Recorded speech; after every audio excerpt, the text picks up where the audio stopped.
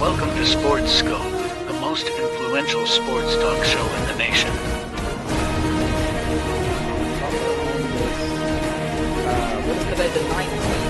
Stay tuned for updates and great sports content. Hello, everybody. Welcome to this recorded edition, but new edition. It's April 18th, Good Friday, everybody. This edition of the Real Sports Scope. Carlos, if you're backstage, we'll skip the early commercial break.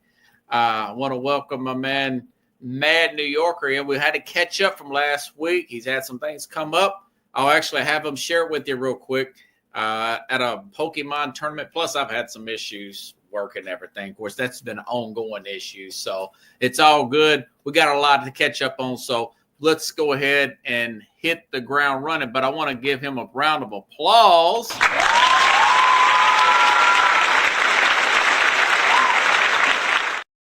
See, you know, the Tonight Show is usually recorded at around this time during the afternoon. Yeah, like when they talk about news and then like, well, in a few hours there'll be the end of the basketball game. We'll know the winner. Right. Yeah. Hey, good to see you, man. So your son, you were in Atlanta last week. Tell us about this round 2 of a Pokemon tournament, right? Yeah, this past weekend I got the opportunity to take my son to Atlanta for a regional tournament for Pokemon, and it was like pretty busy place at the Georgia World Congress Conference Center, so convention center. So like it was really fun. My son competes in his age. He's a senior age group, and it's a pretty good. It was and I went with my nephew this time of year, so it was pretty fun. Yeah, pretty deep. Well, he's getting used to these high pressurizing situations, huh? Well, it's like it's like one of those world poker tournaments where it's like 1 million people, and then the last, the top 50 end up playing each other out until you get to the top 20, and then it just fizzles all the way down. So it's a There was so many people this time. There was a 9-hour tournament, so spend 9 hours. Well, he got an hour break because he's a kid, but I was about to ask, you get restroom breaks? Yeah. They get breaks between. There's enough time between the tournament play that they get breaks and stuff like that. So yeah, it's just a pretty intense situation to get into. Yeah. Other than playing sports, So I try to tell people the difference. The only difference is that he's playing a card game, and some people are just on the field. So Right. At the end of the day, if you're a parent, you know what it is to be supporting your son on the sideline, or your daughter, or what have you there, and then they're doing their thing, and you just got to be there for them, So yeah, kind of reminds me of the chess tournament with Bobby Fischer. Remember that movie? It was a true story, but yeah. I'm like, yeah. So these tournaments, they're pretty intense, and the kids get into them, and even the young little ones, if they don't win, they cry because they know, by the time you play like the 5th or 6th game where you stand, and if you're not coming back the next day, and some kids end up bowing out just because they know they're not gonna be in the top 50. So did he fare better than the Toronto tournament? Oh yeah, he's improving. They just did did a new rotation on the cards. For those of you who don't know, Pokemon, they have a series for every few months, and then every year and a half they do a rotation of them, so they can only use those cards that they've had in those seasons in the tournament. So yeah, it's not like you could just take your Pokemon cards from 1999 and play in the tournament. Like this is they use the current cards that they have in rotation. So it's pretty unique. If you ever get a chance to visit one, if there's one, they've had one in Knoxville before. They've had it in Nashville in the past. I think they thought about having one in Memphis, but I'm sure that one. It's such an event town. I know exactly where they can put it. That convention center that we've got. Yeah, it's huge. Man, I've been dying to ask you, what's your thoughts about this whole Nico Tennessee quarterback holdout? Now he's with, I want to say he's with UCLA. I don't know how official that is yet, but I'm pretty sure he's done as of all shocked at college football world. What's your thoughts on that, man? Well, Nico is a West Coast guy, so in my opinion, he was going to end up in a California school or a Pac-12 school because that's closer for him to be home. Like, I believe it was USC and UCLA there were the forerunners in that. There's been news about UCLA offering him some kind of payout, but less than what he was making with Tennessee. Well, yeah, what I could say about this whole NIL deal is that so Tennessee was one of the forerunners in fighting and going against the NIL and some of the new policies that are coming out. And now Nico wants to do this, and it kind of bit Tennessee in the butt because they were fighting for these kind of rights for athletes, right? Mm-hmm. So now Nico does something which goes against what Tennessee was thinking that would happen. And so, mind you, this was almost 2 seasons ago where Tennessee was fighting the NIL for the athletes to be able to have more opportunities. I don't know if people remember that. So, now that Nico did this, people are kind of like, upstruck. But this was the same type of situation and rights that Tennessee, the university, was, hedging their whole class on the year before last. So for opportunities for the students. So, BSMA, if you're a Tennessee Vol fan, you don't want to see a guy like Nico leave because, he was building something up. He was your quarterback. But then again, it was, if it wasn't going to be Nico, it could have been some kind of other player or players. And that's something that the university and the fan base has to be aware of. I'm not saying what he did is right, but I'm not saying that, we should all be happy and just turn the other cheek. But what I am saying is that these students are looking for opportunities. And when I mean by opportunities, it's like pay to play. In other words, if they're going to get paid, they're going to go where they can play. So we all wanted this for these athletes, these student athletes. We wasn't for scholarship. We were for like, hey, give them as much as they could before they graduate. And now we can't be bitter about what's going on. So it's just like those people that don't have any money. Nobody wants to help them out. But then when they strike the lottery, it's like everybody wants to, you get a phone call from everybody, right? Yeah. So like you can't, you can have whatever opinion you want, but these situations are going to happen. Tennessee can always safeguard themselves by making sure that they are ready to flip the bill. If you're not Ohio State, Michigan, all these bigger schools in the top 5 conferences, Texas, they're all flipping the bill. So you can't be. Well, nobody flipped the bill on him. Right. I think this is a case where he got bad information. Sounds like his dad's been pushing this. Right. So that's another thing. He didn't get $4 million. He got half of what he was actually making. That's what I was trying to say. But it's a monumental mistake on his part, really. Well, this is a situation that unfortunately it's not just a player involved. It's more than one side. Everybody's taking a turn. Sounds like it's what the issue is. Yeah, everybody's taking a turn to give their opinion. And at the end of the day, I'm not saying I'm for the student athlete, but we can't be blind and not understand that if a player is going to flip for the next top dollar, that we can't be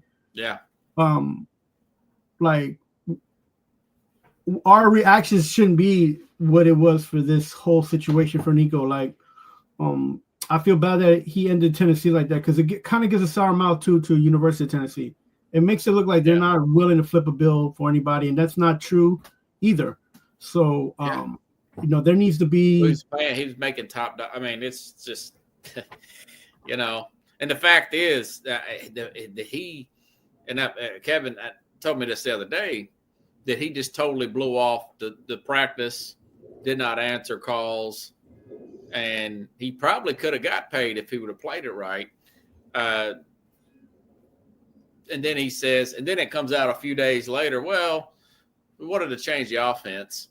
He wanted a more of an. I thought, no, you're realizing how bad you're looking by this, right? And now you're trying to backpedal, and maybe there is some tweaks that Heupel could have made to the offense. Well, so if we take it to Tennessee, the coaching staff, the quarterback, the strategy, they play similar offense to what not BYU, but Baylor was playing in the years past. And a lot of there weren't many like NFL QBs coming out of that system. Like there weren't many people recognizing how to be like. There wasn't a good transition of those guys to an NFL style. So those QBs, as much as they were doing very well in Baylor, when it came down to those tough defensive battles, those defensive games, they weren't able to score. And so, in that same situation actually happened for Tennessee when it came down for them to be an offensive threat. They couldn't put anything together, and they were actually going backwards. And it was easy to defend against that style of play. So, him wanting to be in a different system, where also not just be more competitive and offensive, but also be in a system where he could transition into the NFL if he were to go there. So, if you go that route, maybe he has a little bit of an argument. Look, at the end of the day, you're going to have a new quarterback. You better have a better system, offensive system. You can't just depend on this, everybody, the go routes and all that. You know what you did wrong, so you better fix it. And if you can't fix it, guess what? Heupel will not be there that much longer. If he has a quarterback that left, that was a top-rated quarterback, and this year he doesn't do that well with whoever he brings in, and they're not offensive and they don't score, and when they need to score or score more than 30 some odd points, he's gonna have some issues, and it's gonna be about him not being able to transition and change his coaching style. So, Yeah. I think he needs to add more alternates to it, but I saw him adjust that offense. Yeah, the offense has been.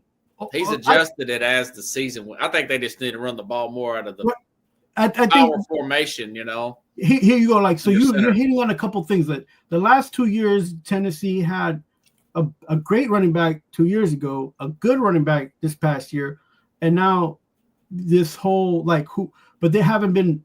It may be one or two running backs. There haven't been a set of 2 or 3 running backs that can go back to back. They're not like Alabama that had 3 running backs, right? They just have 1 or 2, and so you can't put too many. You can't put too many types of plays in there to help you just to do a trick play, maybe even just run the ball, like you said, a little bit more. So depth is a friendly thing, my man. And when you're University of Michigan, when you're University of Alabama, and you're Georgia, you have up to 4 running backs, and all of them are pretty good, at least 4-star or better. Yeah, you got that opportunity. Tennessee didn't have that this past season or the season before. They only had 1, maybe 2 guys that were top 4, and I'm not saying that the other guys weren't good, but if they were first year redshirt, it didn't give them enough depth for them to run the ball when they needed to change and give a different illusion to what they were doing in the offense at all. So.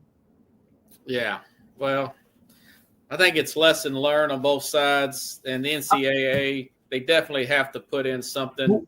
Yeah, and I think it's everybody kind of guardrail to protect the school. If you already agreed to some kind of contract between that and maybe even the Congress, that you can't just do that, not unless maybe the coach leaves or you get beat out, and the coach will, what do you call it, grant that transfer. Maybe for 2 years or whatnot, something like that. That's pretty. I think that's fair, beyond fair. Really. Yeah, and the fairness things that were thrown out of the system when NCAA was told that they were written in the law that they could only go to so much and into so many things that had to do with NIL. So there's no protection there for the school or the athlete. So these kind of things are going to happen, and until they actually go back and fix those little laws, and that's going to take time because universities don't really want the guardrail unless they're affected by it, right? So yeah. Well, the truth of the matter is, and I said this would be the issue, But I also said they'll work. It'll work itself out. It'll work itself. Name, image, and likeness. That is me getting a commercial for balling out of control at X university. It's name, image, and likeness is not me paying you to come to my university. We know that's why it's been used. Okay, right. We know that. But since it's got to this, and I knew it was going to get to this, you got to put in, if it's a contract, and then in air quotes, like the guy from, since it's really a contract, you have to have some kind of protections for the person writing the contract, and that's got to be legislated either through Congress or the NCAA or both. I'm not a lawyer, but there's got to be some type of guardrails here. Can you imagine somebody just coming up to the Eagles and saying, "Well, we're going to we know you've got Jalen Carter on a contract. We're going to pay him more." Now that's illegal. So. Right. No, but that's something that's got to be fixed, and now we've got a big poster child of this happening. Well, to end the conversation on this note, also what happens is that when the student athlete makes a contract, Caleb Williams, for instance, was at UCF, before he transferred to University of South California. Like he was playing on the other team. He made contracts for NIL. He's not getting that money, right? Because he no longer plays for his former team. It was Oklahoma, right? Something like that. Yeah, well, in Oklahoma, yeah. Yeah, he was at Oklahoma. So anything that he had his name on, Caleb Williams in Oklahoma, all that once he transferred, all that got voided out. So he didn't make any money off of that after. But he made extra, commercials outside of that, though. Right. I saw him on national commercials. Right, but so he represented, so the contract is you're representing the school name, such as Oklahoma on this year, let's say second year, blah blah blah.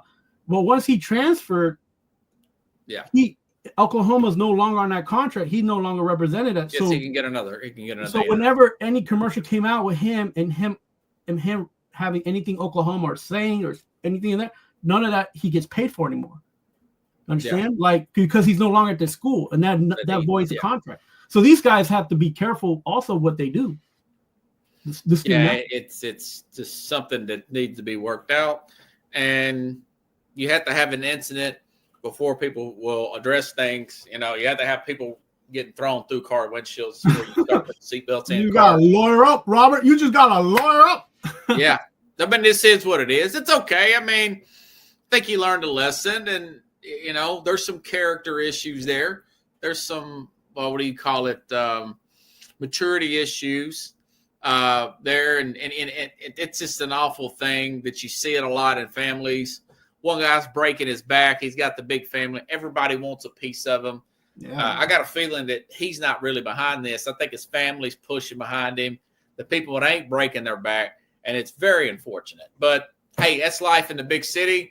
Tennessee's got to be more prepared for stuff like this. And look, I think they'll get a pretty good transfer. They'll be okay. Yeah, if you're a top 5 school, just buck out and pay out. Like, you don't want this to get out, because what happens also is then you lose 5-star recruiting because they're like, well, these guys don't want to pay NIL, and they're like a major school. Yeah, but this is not that situation. No.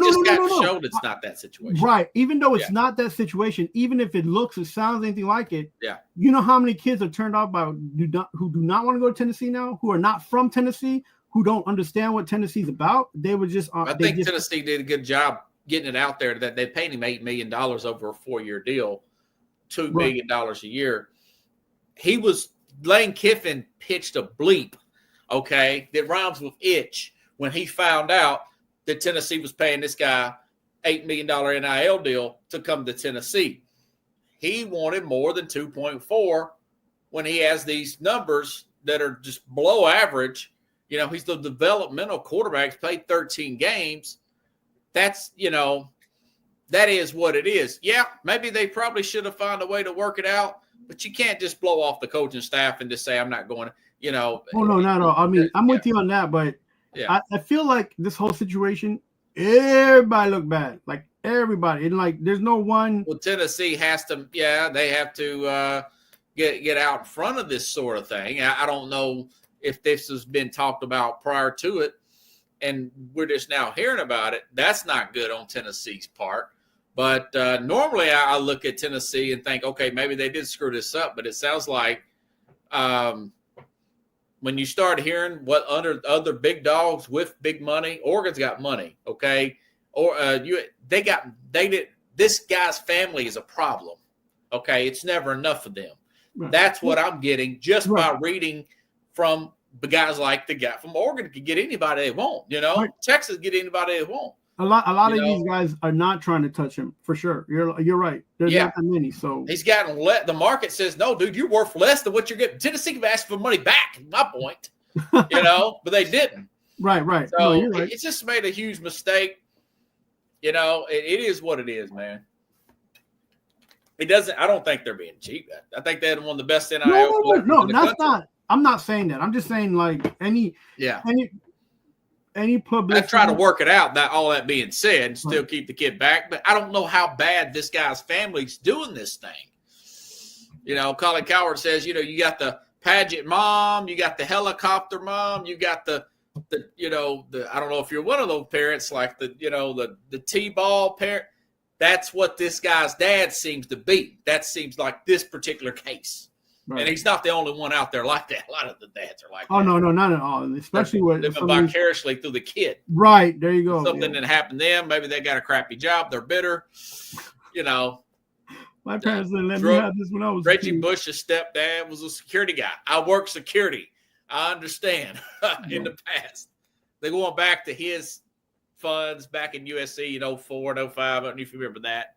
So, in other news, Chief, what do you think about give your take on the national championship game. I haven't talked to you in a week. Remember we didn't have a show last week. And what's your thoughts about Florida? All right. Man, it was a tight Florida, game. Houston. It was a tight game at the end. I felt like after the first half that Houston had control. And what ended up happening is that all that energy they spent on defense ended up biting them on the butt because they didn't look like they had enough gas at the end. And when you have sharpshooters on Florida's team, guys that can score or who want to score, they make playing defense a little bit harder. They were able to catch up. It's just like I guess no lead is enough when you're in that kind of situation. I believe they were at the highest 12 points. Yeah, that's pretty gritty against that defense by Florida. The more you think about it, I know that story's kind of getting old, but hey, man, that's a great – I said this last week, man. Coaches in the future that have like a high seed that are young coaches or they got a young team that are high seed and say so a university of nobody gets they're 2 or 1, they haven't been there before, and they get down early in a tournament game, they can refer back to the 2024, 2025 Florida Gators. I thought they were beat by Texas Tech. I thought Connecticut had them on the ropes right in the second round. And then to come back against this team that were down on the ropes against Auburn, that's cardiac kids, comeback kids, man. That's something. Yeah, and especially against the best defense in the country. And one of their benefits was that they have 4 guys that are over 6'7", so 6'5", 6'7". They do have a lot of bigs. And so when you're playing defense, you kind of lose a little bit of an edge when your guys are not going over 6'5". They had a guy 6'3", 6'5". Yeah. Even though it's a few inches, when you're inside, that matters, and it means you have to play. You have to play harder. Yeah, I don't think I get a rebound with something. Yeah, so Florida's got a big man. So they that was pretty smart of 7'2" or something. Smart of Florida to have a big tall team that can, and some of these guys they look like they could play, but they could handle the ball, they could shoot. Yeah. They very decent passes. So these big guys from all over the world, because they're from Africa, from Australia, from What do you think about Walter Clayton Jr.? You think he's going to be a pretty good NBA player? Or is this more like a college thing? He's a senior. I think he was a benefit of the team that he was on, but he does have a little bit of upside and potential. Yeah. What we want to see is, did he declare for the draft? I didn't. I don't think he has any more years of eligibility left. Right. Maybe he does. I have not read that on Walter Clayton Jr. So it's only been 2 weeks, so we'll see. Yeah, so I think that he has upside, but I don't know if he'll go. Even if he doesn't go drafted, he could be undrafted and play in the league in the developmental league, and I think he'll do probably good in Europe or in Asia, like those kind of guys like that. I got a feeling he will from that performance, though. You know? I mean, I just think that when you're a player like that, where you don't have like a specific something specific about you, and you have a lot of potential, it's very hard to be like for NBA scouts to pick you up and say, okay, you're gonna be the number 2 and on this team, because you either got to be a really really good shooter or a really really good defensive guy, and is he a true number 1? You know, like they're saying he could be a mid first round pick, mid late first. Yeah, kind of reminds me of Mike Bibby a little bit, maybe not as quick as Bibby. The way I think Bibby had better handles. Mike Bibby from Arizona. Yeah, do you think Clay Jr. has better handles than Mike Bibby? No, he's comparable to Mike Bibby. I think Bibby's a little quicker. Yeah, I think he can finish at the rim like Bibby could, and his big play ability, he just reminds me a lot of Mike Bibby. Now, he might not be that talented. Bibby was taking big shots in the NBA playoffs against the Lakers, if you remember, back when he was the Kings. The best part about Bibby was the fact that he had 2 big guys, and he had a pure shooter on his side with Stevanovic, and he had Chris Webber on the inside, along with he was on a good team. And Vlade, but the 2 bigs gave him enough time and room, so he wasn't forced to carry the team. You know what I'm saying? It'd be good for the Spurs, maybe. You know, I to feel take like the place of an aging Chris Paul. I feel like. Well, now I forgot they've got De'Aaron Fox. I don't know. Yeah, it depends. I don't feel like he has that good of handles, and I think his passing skills can improve. I guess, and my thing is, I think it'd be hard to pinpoint him in a certain team as long as he has and is surrounded by talented players, and his talent can outshine. You know, so he has a lot of what I call grit. You know, he's one of the.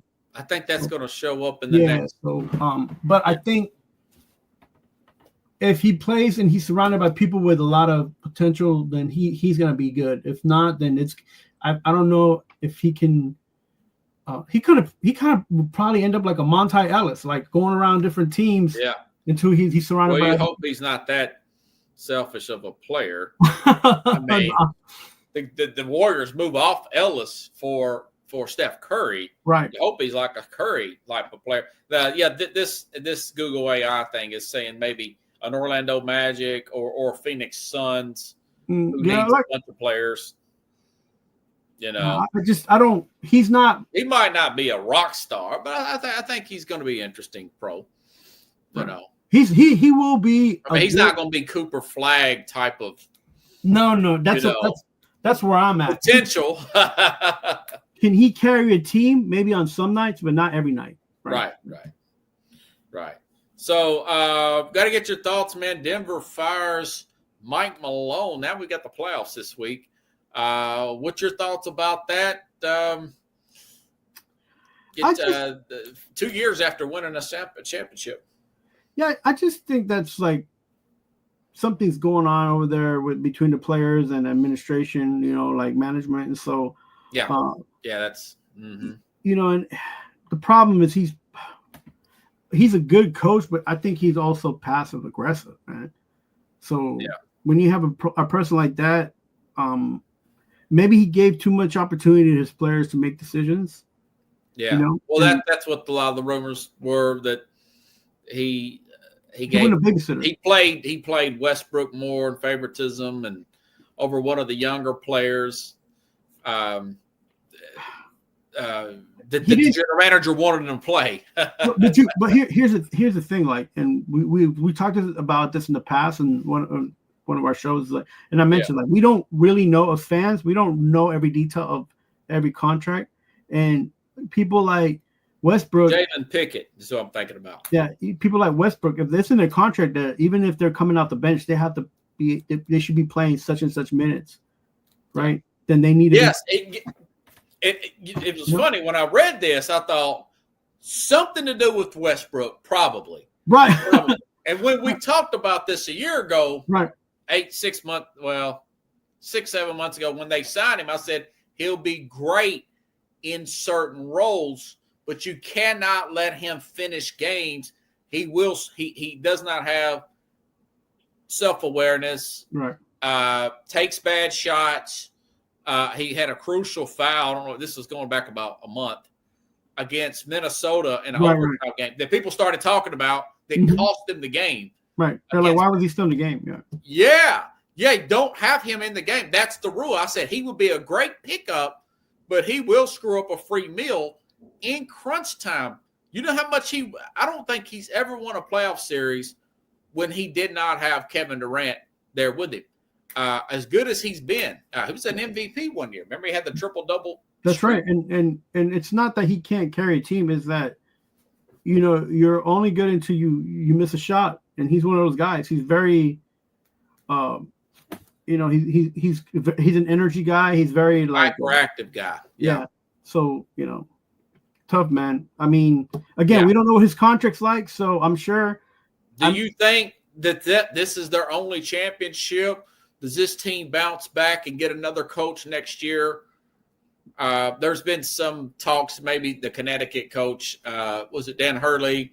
Hurley would be a guy, and I'm Hurley. I wouldn't touch that with a 10-foot pole. But I think again, I don't know. Maybe if you got Westbrook is not really coachable at this point. He was brought in for depth. They had depth issues last year. Right. That's what he was for, So it is what it is, man. I don't think Hurley will leave college. Oh, you don't think so? Okay. I don't think he should. I don't think there's enough money to pay a coach who wouldn't have that effect, the same effect on grown men over the age of 25. Yeah. Which the effect that he has on the men that are growing from 17 to 24 plus. Yeah. Right. So I think there's a huge difference in that. Yeah. And it takes. I'm just wondering if he would have players to buy in, It's not even buying. It's just, it's like you said, are they coachable? It's not about buying in. Like buying in is part of, there's a lot of kids that get coached and they don't buy. Yeah. So it's it's a. Oh, I hear what you're saying. Yeah, it's a little bit of both, but I don't think like this. That's why this Villanova guy. I don't think he'll ever be in the NBA either.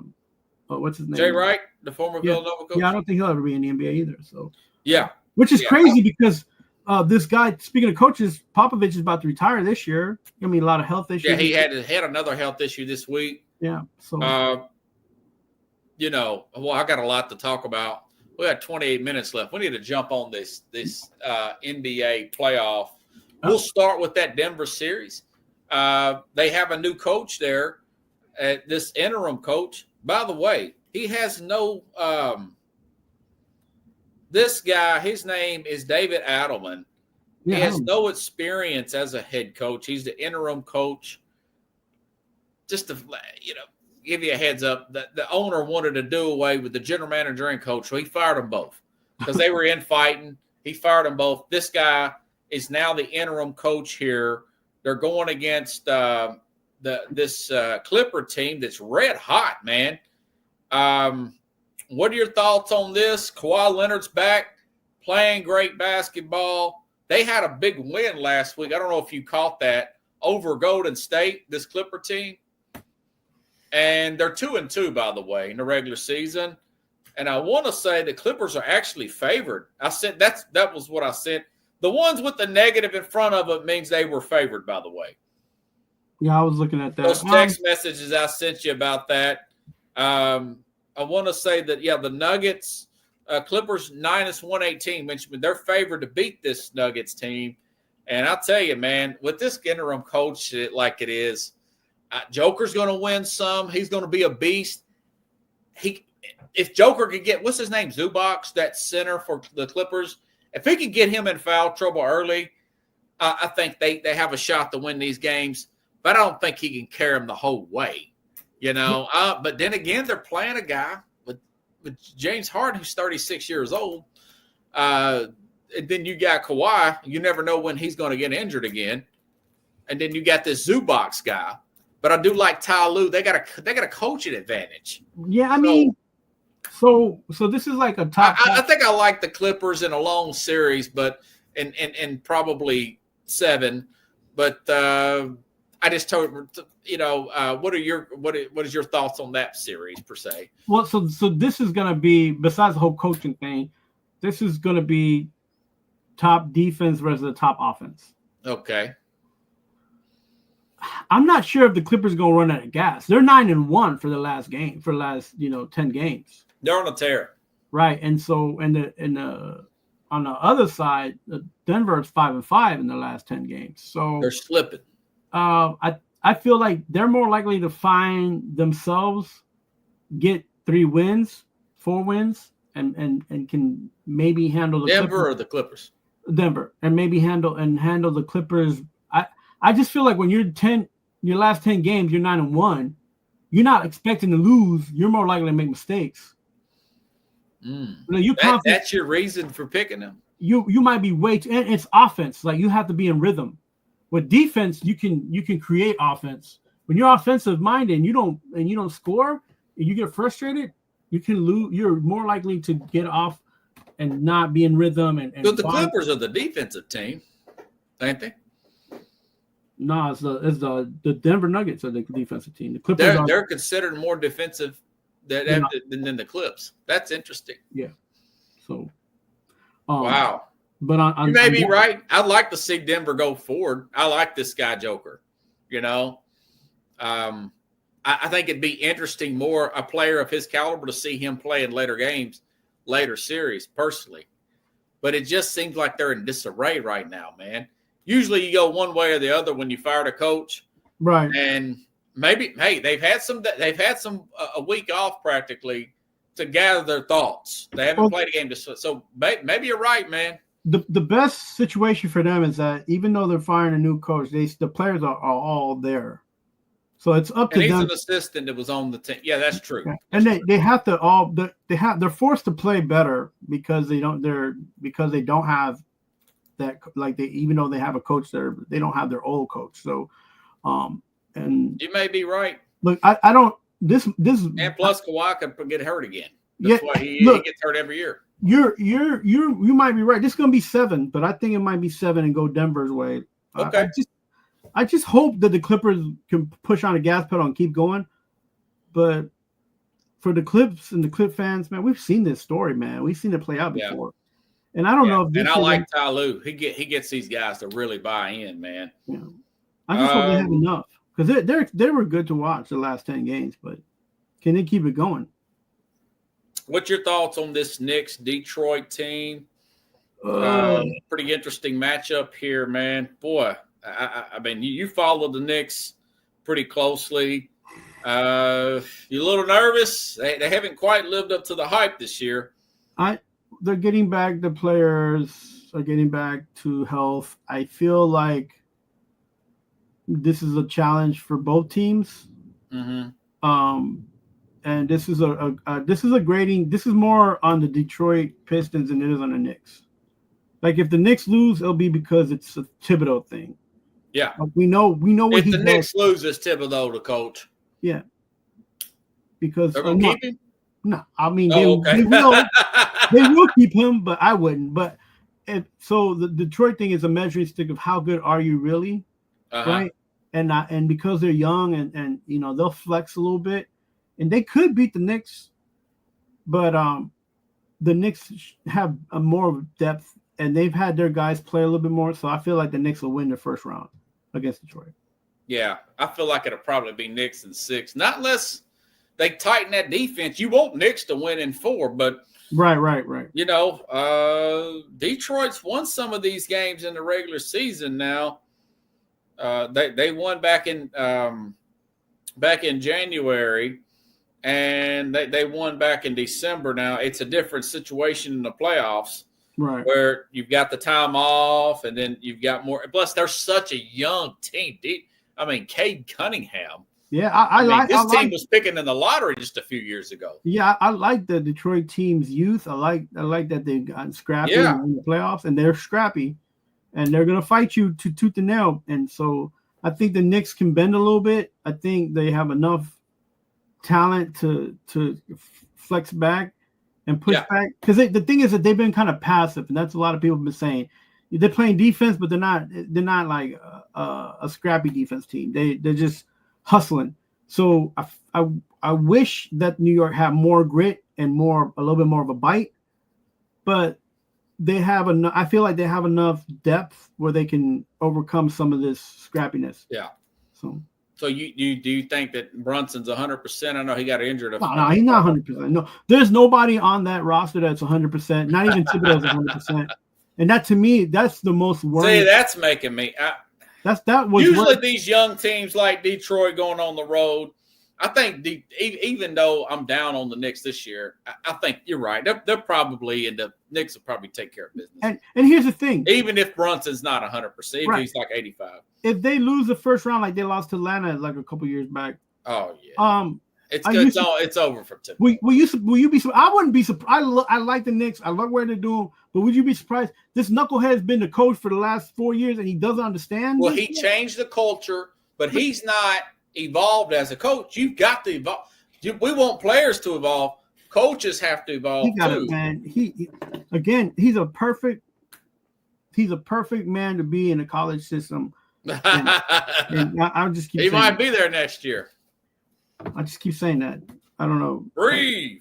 I mean, there's plenty of coaches. That's for another show. I knew I'd get you amped up, bringing up the Knicks. But I didn't send you every series. I just send you the ones that I think that are really going to be popping. Man, I'll tell you that Houston and the Golden State. Houston, the number 2 seed, chomping at the bit. Nice combination there. Fred Van Fleet. I can never get his name right. Good point guard there. Dylan Brooks. That's 2 experienced guys who's went deep in the playoffs. Well, Van Vliet he's got a ring. Remember, he used to play with Toronto. Toronto, right? Yeah. I do think that. Oh, by the way, they're favored. I want to say that Houston's actually favored, if I'm not mistaken. Houston's favored to win that. Yeah. No, Golden State's favored. I stand corrected. But guys like Colin Cowherd, he's picking Houston to upset these guys because they're a little small. Steven Adams is playing about 17 minutes a game, and you know how big the another former Grizzly is playing there. And they did beat these guys later on in the season. But doesn't this kind of feel like you got, what's that guy's name? Gerald Green that plays for Houston. Who's the other guy? Adelman? You know what I'm talking about, the young guy, the very young guy for the Rockets. Not to catch you off guard there with him. I think his name's like I'll find it here in just a second. But my point is, it kind of feels like that Kings series a few years ago against the Warriors that went 7 games. Right. Remember the Kings had the home court advantage like this Rockets team. But the experience at the end, it's held them out. Yeah, held them out. I like that Brzezinski kid too. For them, they're still old though. They got some gray beards with. It's weird because with Draymond, yeah, and of course Steph, and of course Jimmy's older too, man. Jimmy Butler, yeah, I don't. It's kind of weird because like the Rockets are like, what are they, like 7-3, and then the Warriors are 6-4. They've been on a little bit of they're a 2 seed. I mean, yeah, I mean, the Rockets are and they got a good coach. That Ime Udoka used to coach with Boston. Yeah, that's right. That's the same coach. Yeah, I don't he gets them to buy into defense, man. You think that the Warriors can squeeze out the Rockets in this? Because that's a 2 seed versus a 7 seed. Yeah. The 7, Amen Thompson. Amen. Yeah, he's pretty good. They might be seeded one higher than the other, but they're. I feel like they're. Yes, Houston is the 2 seed, of course, and I think the experienced team's going to come out and win it in the end. I like Golden State in 7. A lot of people saying Houston in 7. I'd like to see Houston win in 7. I don't care for Steve Kerr. I'm tired of looking at I'm tired of the mainstream media talking about these older teams. But I got to call balls and strikes. I think they'll figure it out. I hope I'm wrong. I say Houston 7. How do you see that series playing out, man? This is one of the most balanced series because even though the Rockets are the second seed, their record, they're 52-30, and the Warriors are like 48-34. Yeah, 46 and 48 and 34. Okay. Yeah. So like the Rockets, they're 6-4 in their last 10 games, and the Warriors are 7-3 in their last 10 games. Yes. So they're like almost they're almost identically the same team. The differences are age. The Rockets are young, and Golden State's older. So it's gonna be. This is like age versus beauty. This is beauty. Like this is gonna be like young guns versus the old bucks, and it's gonna be interesting to see who's gonna prevail in this series. It's gonna go 7, and I think the Rockets at the end will take this. Okay. Because you're gonna count on if you're in a playoff situation, you want to count on defense. Golden State's less likely to play good defense than the Rockets are to play. Rockets are pretty grimy. Yeah. Right. So I feel like just in that, they're almost like that Houston college team. almost like so. I feel like I'm not saying I don't want to see the old crew try to break through. I hope you're right. I can't stand the but it's good to see Butler gaming and Steph Curry doing his thing and Draymond's Draymond, but like that's an older group. If one of those guys get injured or something happens in the second or third game, it's a wrap. Well, it's a wrap. Yeah, right. Houston will beat them. Yeah, because like I said, I hope you're right there on that. That'd be great. And they should win their 2 seed. But I'm ready for Kuminga to come to the Knicks. I've been saying that for a while, man. Bring him home. Who? Kaminga. Oh, Jonathan Kuminga. Yeah, he's been on the bench. Bring him home, man. Kerr is benching this guy, and I ain't no telling what's going to happen with that. I'm pretty hyped up about that Minnesota series as well, but with the Lakers. I mean, Anthony Edwards, Julius Randle. The key for Minnesota is guys like Jaden Daniels coming up and make it, because we know Randle can fold like a cheap suit in the playoffs, and we know Anthony Edwards can give you 35 to 50 points, but he can't be the only guy scoring on that team. You know what I'm saying? Right. So, what's your take on that game? I want to say the Lakers are favored. They're the 3 seed, but they do have a big advantage inside. That Minnesota team's got Gobert, and the Lakers do not have a big, and that could cost them. But I don't know if Gobert can carry that weight. I think this is the one series that the Lakers will probably win. Okay. I don't see the NBA not wanting to see them go past the first round. I mean, and you notice they're getting like 3 days off, right? Like the NBA's trying to get Bron as much rest as possible to keep him in the series. They have to at least give him 2 more series, because I don't think they're ready to say goodbye to LeBron James yet, right? And I don't think he's ready to go. I think the league wants to keep Steph in, and they want to keep LeBron in. And I'd love to see them both get booted. And we talk about Anthony Edwards, and we're talking about Amen Thompson and Gerald Green from Houston in the next round. We want to see fresh. We want to see fresh meat, right? We want to see them ball out. And I don't know if that's going to happen, but. So you're picking. I think it's Lakers in 6. Yeah, Lakers. I think it'll be a good series, though. Yeah, there'll be 2 or 3 games that are good. I think there's always one blowout. Right. Remember, like the last 2 seasons in the playoffs has always been like the 2 teams have always had like one bad game each. Yeah.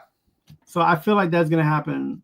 Like midway to the second, just like it's 24-point lead. Or game 3, then it gets kind of okay, let's get serious. You see, you already know we're on the same page about it. Yeah. I think all these series we just talked about could go 6 or 7 games. Even that Detroit series, man. Yeah, and the worst part is when you have a team that has a blowout and you're like, we're gonna sweep. And then the next game you play like crap, you know. Oh my gosh, it's terrible. The three ain't falling. Anything else you need to plug? We've got plenty of time here. We're ahead of the game today. Yeah, I'm baseball is crazy right now. Everything's going, like, the season just started. People all over the media getting excited. They run in fast track. I'm being patient about it. I hadn't had a time to go in and finish up my picks, and I'm about to do that in the next 2 weeks. It's been busy over here on this side. I'm not sure if you know this. I volunteer at the school, so I work with the school and in the capacity with the Parents Association. Okay. It gets crazy. This is a time of year where everything just gets pushed pushed up, so that way you can finish the end of the school year. So I guess you kind of can't wait. You're like a student, sounds like. Bro, I'm like, as soon as we hear break. When is this over with, in June? Yeah, so our school year ends in the last 2 weeks of June. So okay, yeah, because you start later, right? Yeah, we start after Labor Day weekend. Yeah, so that's cool. That's how it used to be back in the day when my mom was in school. Yeah, so there they start in freaking August when it's 150 outside, you know. Oh, by the way, Thursday, are you good to come on Thursday for the NFL draft? Okay. Right. I just want to do the first 10 picks. I've got to get up early Friday. He said, don't bother me with that. We'll hang out. That'll cover both of the New York teams. Yeah. That will cover the Titans, who's got the number 1 overall pick. What are you thinking? Are you excited? Yeah, I'm excited now. You Cam Ward? Kevin brought up a good point yesterday about Cam Ward. Is his biggest plays are off script. That's got me a little worried. I'm starting to think maybe Tennessee should really look again at Schroeder Sanders, or maybe trade down if they can trade down. Like if the Giants really like Cam Ward, and maybe them come up if Tennessee could get Sanders at 3 and maybe get the Giants' 3rd round pick. But I don't know, man. I got a feeling that people are sleeping a little too much on Sanders, man, because of his high completion percentage, processing ability, and that quick release he's got. Although Ward's got, he's good acumen, but that is somewhat of a concerning point and a valid point that Kevin made the other day on the program. Yeah, look, I wouldn't be surprised if New Orleans or the Raiders come up straight up. Okay, straight up. If I'm those two teams, I'm on it. Fire, bro. Put some gas on it. If I'm Tennessee, I'm listening and I'm like, all right, let's see what you got and let's go for it. Because, man, they can bang out 3 or 4 players that are top rated instead of just getting one. Yeah. Whoa. Yeah, that's true. That's true. And they don't, And you might be able to get a pick next year. Maybe a 1 pick next year if somebody like the Raiders comes up, or I would actually ask the Giants for their 1 pick next year. Maybe they'll hang the phone up on me, but you got to ask that. Do you like if you're forced to make that pick? Now we'll talk about this Thursday live. Maybe your mind changes between now and maybe get some new information. If you're forced to make that pick at 1, who do you go? If you're forced to pick a 1, Hunter. Yeah, nobody's traded. Travis Hunter, okay. You picked I feel like you picked the most. It feels like the most can't miss, even over Abdul Carter. Right. Like if you're gonna go 1, you got to pick the guy that's gonna be the most, that has the most upside, right? Yeah. And you can't go wrong with picking a guy who can play either side of the ball at a high rate. So even if he doesn't do well the first 2 years, you still got a player for the next 2 years that could play one or the other position. Yeah. Like how can you? What like if you're sitting there? Why would you not make that pick? Like if Tennessee doesn't pick Cam, I wouldn't be upset if they pick Hunter. But you said you watched that Giants, the Giants. What do you call it? What's it called? The HBO show. Yeah, the Hard Knocks, the behind the scenes with the general managers and everything. When they had Brian DeBall going to the blackboard with Jaden Daniels, and they were really high on Jaden Daniels because he had all the answers in the blackboard. He had recall. That was what I was reading, that that Brian Callahan with the Titans have about Cam Ward, that he has a lot of recall there, that he will fit in their system really well. He does have a stronger arm than Schroeder Sanders. If he's really that much of an ace on the blackboard, they said that about Baker Mayfield too. Now, this guy's quicker than Mayfield. He's got a stronger arm than Mayfield, much better athlete. But Mayfield struggled early on. He struggled. Now he's doing pretty good with Tampa. He's won playoff games in. He's holding his own even with the defensive-minded head coach. So I'm a little torn now after thinking about this stuff. But if I probably would take Ward Sunday, coming up Thursday, less than a week from today. If the information I'm getting is correct, and if what I'm reading is correct from Callahan, that he's that much more acumen-wise, and he's got that character and desire. That's where you have to know. How much does this guy really love football? And that's where you have to do your research as a coaching staff and see, is there a chink in that armor somewhere? Is this guy BSing me? Is he not really putting the kind of work in? Are people telling me the truth about him? Or, but I also know that Sanders has worked with Brady, and I've watched Sanders before, and he has what it takes to succeed in the NFL, and that's make quick releases. So look, all these guys are going on bad teams, no matter what we got to say about it. Yeah, but Tennessee's offensive line has massively improved. My thing is this always with the first round picks, because everybody wants to go first, but what they don't realize is they're on the worst team ever. Do you and can you say, to be honest with yourself and be like, we are going to become winners. We are not winners yet. As a first round pick, you got to think that. I'm always been a winner. I'm a champion, but this year I won't be able to. You got to eat that with a grain of salt, right away, and be like, okay, so if I'm not this year a championship, next year I'm definitely going to be a champion. Like if you don't got Tennessee's a lot better than their record. Do you think that Cam had that mindset at University of Miami? Yeah. I think Jaden Daniels had that mindset going to the Washington Commanders last year. They had the number 2 overall pick, and then there was an NFC Championship game 1 year later. If you were to sit there and compare, and this is just apples and apples. If you're comparing Jaden Daniels to Cam Ward, do you think Jaden Daniels and Cam Ward had similar seasons when they were in college, their last year? Their numbers are almost identical, other than Daniels had some more rushing touchdowns. And Daniels also got hurt in that Miami game. That's why I was a little down on the Daniels, because he got hurt in that Alabama game last year. Right. But Ward did not have any kind of defense. Ward had a defensive-minded head coach, and he didn't quite have the first-round picks around him that Daniels had. Daniels had Malik Neighbors. He was still Malik Neighbors. Yeah, but he made Malik. Brian Robertson, who's balling with the Jaguars right now. Well, the thing none is of those receivers from Miami are going except for that 26-year-old tight end. There's the whole thing like Dan Marino, right? Like he had Mark Duper and Clayton. Like, that's a different animal. No, what I'm saying is that if you have that much upside and you have the tools around you, then you're going to be successful.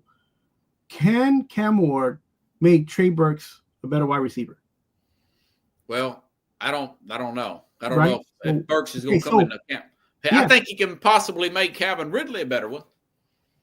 I mean, I think he can make. Or wouldn't you rather have Kyle Ridley on one side and Travis Hunter on the other? Well, then they're going to have to. Who's going to be their quarterback? If those two, Will Levis. Look, if those two guys, Brandon Allen. That's they don't even have Mason Rudolph no more. So this is going to be a fun. So hold that thought for Thursday. We'll come on 8 p.m. Eastern. You already know. We'll have to come on normal time because that's when the draft starts. You simulcast it, or how are we gonna do this? Yeah, we'll do it live just like we did last time. Yeah, it'll be on now. We may have to go off Roku TV after the hour, but people could still watch it on SportsScope, YouTube, and Facebook Live, and we'll do it just like last. Oh, by the way, have your mock draft for first 10 picks, and folks, mine will be in Wednesday. I've already kind of got the first 5 lined up. You turn Number yours 6, on. I'm thinking, huh? I'll turn mine in too, so we can kind of just sit on. Yeah. Have it with you. But you know me, I'm gonna have 100 of those. Yeah. Of course. I mean, just like last time, do 10 picks. That's a lot easier. We won't have to go through the whole round. We'll get the 2 New York teams. We'll get the Titans covered, and we won't be here all night. And I think it'll be great, man. It's gonna be a lot of fun.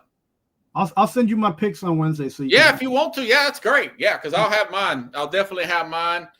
Like I said, I kind of got the first 5 lined up. It's them last 5 is going to be a little challenging. You know me, the first 10 picks. Sell. Yeah.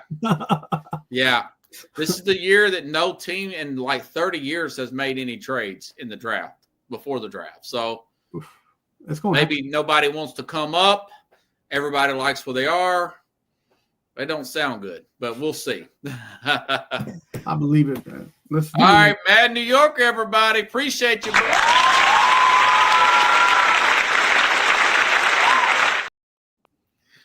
Thanks, buddy. And, folks, I will see you Wednesday with my mock draft and probably some NBA playoff news. Have a good night, everybody.